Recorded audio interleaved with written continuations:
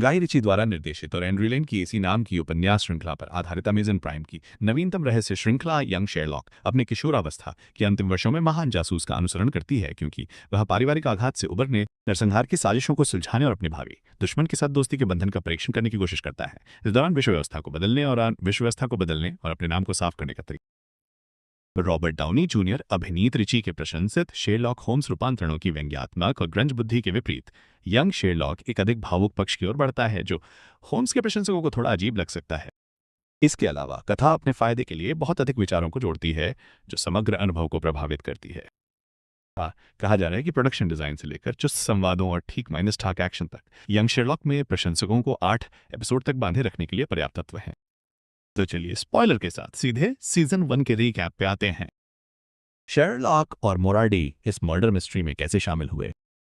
Young Sherlock के बचपन और पारिवारिक जीवन को दर्शाता है, खासतौर पर एक पारिवारिक त्रासदी पर ध्यान केंद्रित करता है जिसने उसके शुरुआती वर्षों में उसके मानस को आकार दिया। 1859 में शेरलॉक और उसके बड़े भाई माइक्रॉफ्ट की बहन बिटाट्रेस रहस्यमय तरीके से अपनी संपत्ति के करीब एक नदी में डूबने से मर गई।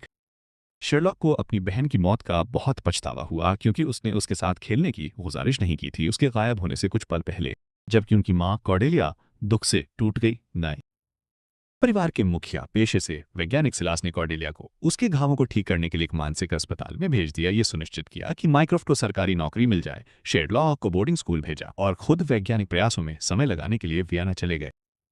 सालों बाद होशियार लेकिन बेलगाम शेरलॉक में चोरी करने की प्रवृत्ति विकसित हो जाती है, जिसके कारण वो अक्सर मुसीबत में पड़ जाता है और हाल ही में उसे जेल जाना पड़ता है। ब्रिटिश विदेश विभाग में कार्यरत माइक्रॉफ्ट अपने भाई को जेल से बाहर निकालता है और ऑक्सफोर्ड यूनिवर्सिटी के प्रमुख ट्रस्टी बसविलिस हड से अनुरोध करता है, जो शेरलॉक को एक स्काउट के रूप में नियुक्त करने का प्रबंधन करता है। और शेरलॉक जैसे प्रतिभाशाली व्यक्ति को गणित के प्रोफेसर थॉमसन के स्टार छात्र रहस्यमय और बुद्धिमान जेम्स मोरार्डी का ध्यान आकर्षित करने में अधिक समय नहीं लगता है। दोनों तुरंत अपमानजनक, घमंडी, बदतमीज उच्चाधिकारी के साथ जुड़ जाते हैं। शेरलॉक चीनी की राजकुमारी शुआन से परिचित होता है और मोरी आरती के साथ एक संदिग्ध बन जाता है, क्योंकि शुआन द्वारा ऑक्सफोर्ड में लाई गई युद्ध कला की मूल सहस्राब्दी पुरानी स्क्रॉल चोरी हो जाती है। मोरार्डी, जिसकी पारिक पृष्ठभूमि एक रहस्य बनी हुई है, छात्रवृत्ति के माध्यम से ऑक्सफोर्ड में उच्च शिक्षा प्राप्त करने में सक्षम था। स्क्रॉल की चोरी के बाद उसे छात्रवृत्ति की सुविधाओं से वंचित कर दिया जाता है और वह असली अपराधी को खोजने और अपने नाम को साफ करने के लिए शेरलॉक से हाथ मिलाने का फैसला करता है। तो शुरुआती जांच में पता चलता है कि अपराधी ने जानबूझकर गुमराह किया है और दोस्तों की जोड़ी को पता चलता है कि स्क्रॉल यूनिवर्सिटी की लाइब्रेरी में छिपा है। आगे जांच करने पर उन्हें पता चलता है कि स्क्रॉल चोरी एक बमबारी की साजिश से अधिकारियों का ध्यान हटाने के लिए की गई थी। होम्स और मोरार्डी के समय पर चेतावनी के परिणाम स्वरूप बमबारी वाले ठिकानों को सुरक्षित निकाल लिया जाता है। हज के विज्ञान भवन के उद्घाटन समारोह में उपस्थित लोग। उसी रात राजकुमारी शुआन अपनी जान बचाने और स्क्रॉल खोजने के लिए होल्म को धन्यवाद देने उसके क्वार्टर में आती है, लेकिन उसे नशीला पदार्थ खिला करती थी। अगली सुबह होम्स को प्रोफेसर थॉमसन की हत्या के आरोप में फंसाया जाता है। मोरी आरती को उम्मीद है कि स्क्रॉल मिल जाने के बाद उसकी छात्रवृत्ति बहाल हो जाएगी, लेकिन हज उसे सार्वजनिक रूप से अपमानित करता है और ऑक्सफोर्ड में उसकी आगे की पढ़ाई का कोई मौका नहीं देता है। माइक्रॉफ्ट हज से शेरलॉक को रिहा करने के लिए तर्क देने की कोशिश करता है, लेकिन उसे पता चलता है कि चालाक निवेशक के पास होम्स को सलाखों के पीछे रखने का एक अज्ञात गुप्त उद्देश्य है। मोरियार्टी शेरलॉक को जेल से छुड़ाती है और साथ में जांच करने पर वे यह निष्कर्ष निकालते हैं कि शुआन स्क्रॉल चोरी के साथ -7 प्रोफेसर थॉमसन की बमबारी और हत्या के लिए भी जिम्मेदार है। स्कॉटलैंड यार्ड के कांस्टेबल बनकर शेरलॉक और मोरार्डी शुआन के क्वार्टर का पता लगाते हैं और शेरलॉक उसके अपार्टमेंट के अंदर घुस जाता है ताकि अपराधों से उसके संबंध में संभावित सुराग मिल सके। हालांकि शेरलॉक की योजना शुआन द्वारा विफल कर दी जाती है, फिर भी वो और मोरार्डी एक जली हुई तस्वीर से सुरागों का पता लगाने में कामयाब हो जाते हैं और पता लगाते हैं कि थॉमसन 4 प्रेरितों में से एक था। 4 प्रतिष्ठित ऑक्सफोर्ड प्रोफेसरों का नाम मात्र का समूह, इंजीनियर प्रोफेसर रॉबर्ट्स, भूविज्ञानी किशोर मलिक, गणितज्ञ प्रोफेसर थॉमसन और मौसम विज्ञानी प्रोफेसर एनराइट बमबारी की घटना में मुख्य लक्ष्य थे। एनराइट बमबारी की घटना कुछ ही समय बाद शुआन प्रोफेसर रॉबर्ट्स की हत्या कर देता है। छिपी हुई इनाइट को बचाने के लिए शेरलॉक उसे खोजने का फैसला करता है, लेकिन उसे शुआन के पास पहुंचाने के लिए, जो अपने अगले लक्ष्य को मारने के लिए उसका पीछा कर रही है। सिलास ने बीएट्रिक की मौत का नाटक क्यों किया? जैसा कि पता चलता है, शुआन असली चीन राजकुमारी नहीं है। उसकी असली पहचान शियावेई है, जो चीन के गांसू प्रांत की एक आदिवासी महिला है जिसने अपने माता माइनस पिता और साथी जनजातियों को खो दिया था। जब किशोर मलिक के नेतृत्व में 4 प्रेरितों ने उन्हें एक विशेष नर्व एजेंट का परीक्षण करने के लिए गिनी पिग के रूप में इस्तेमाल किया था।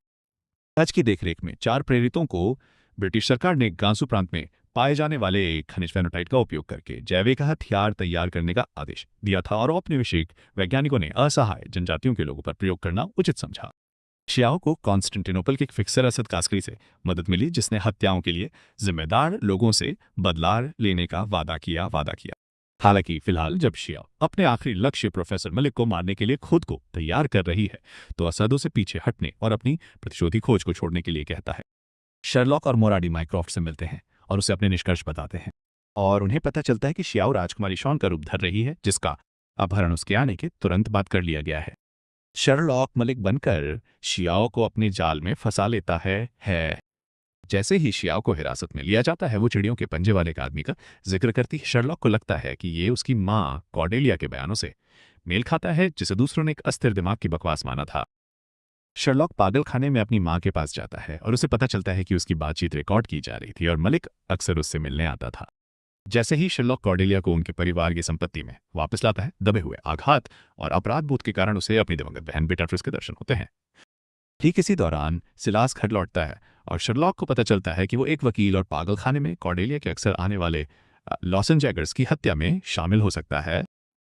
जब वो और मुराडी सिल्स के अतीत को और जानने का फैसला करते हैं, तो पता चलता है कि सिल्स के कई ऐसे व्यवसाय थे जिनके बारे में उसके परिवार को पता नहीं था, और जब बेटाट्रिस का अपहरण हुआ था तब वे सभी व्यवसाय बंद हो रहे थे। कॉर्डेलिया के पिता की संपत्ति एपल्टन एस शेरलॉक और माइक्रोफ्ट को सौंप दी गई थी, और अपने व्यवसाय को डूबने से बचाने के लिए संपत्ति हासिल करने के लिए सिल्स ने बेटाट्रिस की मौत का नाटक किया। इससे उसे कॉर्डेलिया को पागलखाने भेजने, एस्टेट की संरक्षकता लेने और होम्स भाइयों को उनके परिवार के घर से दूर रखने का बहाना बनाने में मदद मिली। वास्तव में यह आदमी बहुत ही घटिया है। उसने कॉर्डेलिया को नशीला पदार्थ देने के लिए पागलखाने के अधिकारियों को पैसे दिए ताकि उसे चिकित्सकीय रूप से पागल घोषित किया जा सके। जैसे ही मुराडी और शेरलॉक सिल्स का पर्दाफाश करते हैं, कॉर्डेलिया को उसकी पूरी योजना के बारे में पता चलता है और सिलास अधिकारियों से बचने के लिए भाग जाता है। कॉर्डेलिया होम्स और मुराडी के साथ मिलकर बेट्रिक का पता लगाने की कोशिश करती है।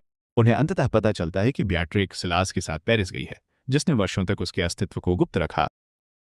शियाओ की बहन लेवी, जो शायद उसके साथ ही लंदन आई थी, उसे असद का सामना करने और मलिक को छोड़ने के लिए मजबूर करने में मदद करती है, लेकिन कोई फायदा नहीं होता क्योंकि पीछा करते हुए लियो गंभीर रूप से घायल हो जाता है। इस बीच मलिक हज की हत्या के बाद भाग जाता है और शियाओ को एक सुराग मिलता है, जिससे पता चलता है कि वो और असद काजगारी पेरिस में फिर से मिलेंगे। दूसरी ओर मलिक के निशान का पीछा करते हुए माइक्रोफ्ट भी पेरिस पहुंचता है और सभी अलग माइनस अलग दल लियो बियर में शर्लॉक और माइक्रोफ्ट को दुनिया के शक्तिशाली लोगों की एक गुप्त बैठक के बारे में पता चलता है, जहां सिलास मलिक के नर्व एजेंट का प्रदर्शन करता है ताकि उसे सबसे अधिक बोली लगाने वाले को बेचा जा सके। सिलास के संपर्कों के माध्यम से अपने जैविक हथियार को बेचने के लालच में मलिक हज को धोखा देता है। कसगारी सिलास का दाहिना हाथ है, जिसने शियाओ को धोखा देकर बाकी 4 प्रेरितों को खत्म करने के लिए कहा था। शियाओ सिलास पर अचानक हमला करके उसे मारने की कोशिश करता है, लेकिन गलती से शर्लॉक को गोली मार देता है। क्या बेटाट्रिस अपनी मां से मिल पाती है?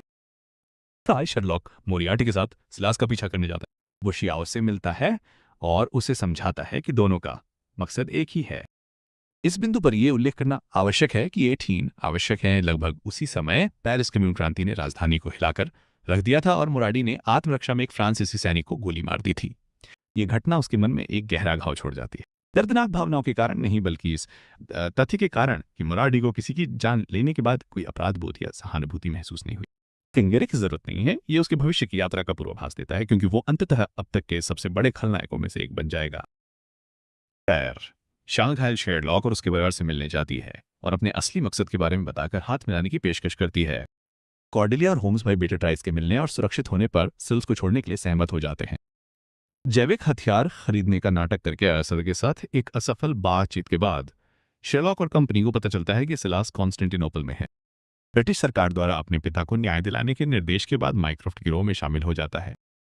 कॉन्स्टेंटिनोपल के बाद शियाओ को सिलास का पता लगाने के लिए उसकी दोस्त अमीना से मदद मिलती है, जो शेरलॉक से मिलती है और शियाओ की जान के बदले में उन्हें बेटाट्रिस से मिलने का प्रस्ताव देती है। शेरलॉक अपनी सहमति का नाटक करता है और यह जानकर बिल्कुल हैरान रह जाता है कि एडी हज की सचिव, जो शुरू से ही उनके साथ थी, बेटाट्रिस है।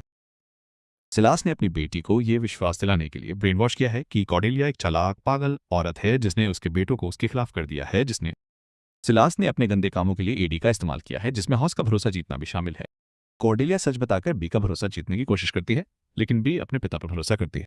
हालांकि शेरलॉक के साथ सिल्स की निजी बातचीत को सुनकर जहां वो अपने बेटे को उसकी मदद के लिए भेजने की कोशिश करता है, बेट्रिस उसके बहुत ही स्पष्ट दिखावे को नोटिस करने लगती है। हर किसी को चौंकाते हुए माइक्रोफ्रूट बताता है कि उसे ब्रिटिश सरकार ने सिलास के साथ एक मौद्रिक सौदा करने का निर्देश दिया है और उसके द्वारा किए गए सभी अपराधों के बावजूद माइक्रोफ्रूट स्कॉट को छोड़ने देने को तैयार है। शाओ, जो सिलास द्वारा नकली बिट्राइस पेश करके शेरलॉक को धोखा देने पर हाथापाई के दौरान भागने में कामयाब रहा, वो छिपा हुआ है। जैसे ही सिलास और बी निकलते हैं, शेरलॉक मोरार्डी और कॉर्डेलिया को घर में नजर बंद कर देते हैं। माइक्रोफ्रूट सिलास के सामने अपनी आज्ञा का पालन करके भागने में सफल हो जाता है और मदद मांगने के लिए शियाओ और एमन की मदद से माइक्रोफ्रूट तीनों को मुक्त करने में कामयाब हो जाता है और उन्हें सिलास के घर में एक गुप्त कमरा मिलता है जहां सिलास और 4 प्रेरितों की योजना के ब्लूप्रिंट से पता चलता है कि वे दुनिया भर में रॉकेट लॉन्च करके जैविक हथियार का उपयोग करने की गुप्त चाल चल रहे हैं, जिससे एक संकट पैदा हो जिसका समाधान उनके पास था। मलिक ने नर्व एजेंट तैयार किया था और उसके पास निवारक भी था जिसे वो अधिकतम लाभ के लिए बेचने की योजना बना रहा था। कॉर्डेलिया फेन को सिलास की गुप्त जगह बताती है जहां से वो रॉकेट लॉन्च करने में सफल योजना बना रहा है और समूह घात लगाकर हमला करने में सफल हो जाता है। शाओ मलिक को मार देती है, इस तरह अपना बदला ले लेती है, लेकिन जब तक सिलास जीवित है उसका मिशन पूरा नहीं होता है। कॉर्डेलिया बी से मिलती है और उसे बचपन की याद दिलाती है, जिससे आखिरकार उसे अपनी मां के सच्चे इरादों पर भरोसा हो जाता है और वो अपने चालाक पिता के खिलाफ हो जाती है। बेट्रिस सिलास के कारनामों को खुलासा करके उसका सामना करती है और उसे गोली मार देती है। इस बीच शियाओ ने नर्व एजेंट के भंडार को अंदर से ही उड़ा दिया और सिलास वहां से भागने की कोशिश करता है। शेरलॉक, शियाओ और बी उसका पीछा करते हैं। सिलास को घेर कर बी और शाओ से मारने की तैयारी करते हैं, लेकिन शेरलॉक न्याय के लिए तैयार होकर अपने पिता को कानूनी रूप से हिरासत में लेने का फैसला करता है। सिलास उसे लगभग बंधक बना लेता है, लेकिन शेरलॉक को अंतिम विदाई देकर जाने देने का फैसला करता है और एक चट्टान से गिर जाता है। शेरलॉक के पास उसके पिता का खून से सना रुमाल रह जाता है, जिसे वो एक किताब के अंदर छिपी चाबी खोजने के लिए अपने मौखिक सुरागों से जोड़ता है। हालांकि माइक्रोफ्ट अपने परिवार के लिए खतरा बने रहस्यों और साजिशों से तंग आ चुका है, अपने भाई से आग्रह करता है कि वो अपने जुनून को छोड़ दे और शेरलॉक उसकी बात का सम्मान करता है। शियाओ अपने गांव लौटती है और गर्व से मिलती है और गर्व से कहती है कि उसने उनके माता माइनस पिता और कबीले के लोगों का बदला लिया है। जब बाकी ग्रुप सिलास का सामना करने या उसके निवेश था, मोरार्डी मलिक के नर्व एजेंट और उसके निवारक के अधूरे फॉर्मूले की खोज में था। वो ब्रिटिश सरकार को नर्व एजेंट लौटाने और बदले में कुछ लाभ पाने के विचार से भी ललचा गया था, एक ऐसा प्रस्ताव जिसने शेरलॉक को चौंका दिया। दी यंग शेरलॉक के पहले सीजन के अंत में शेरलॉक मोरार्डी से मिलता है और उसे वो चाबी दिखाता है जो उसने पाई है और उसे पता चलता है कि मोरार्डी के पास मलिक का फॉर्मूला है, वाह है। अगर दूसरे सीजन को हरी झंडी मिलती है तो ये देखना दिलचस्प होगा कि क्या मोरार्डी अपने नापाक इरादों के लिए इस फॉर्मूले का इस्तेमाल करता है और आखिरकार अंधेरे पक्ष में बदल जाता है जैसा कि उसकी नियति है, और क्या शेरलॉक अपने सबसे अच्छे दोस्त को रोक पाएगा। इस वीडियो को देखने के लिए धन्यवाद और नीचे कमेंट सेक्शन में अपने विचार साझा करें, बेल बटन दबाएं और सिनेमा और सीरीज के अपने दैनिक डोज के लिए हमारे चैनल को सब्सक्राइब करें। मिलते हैं अगले सीजन में।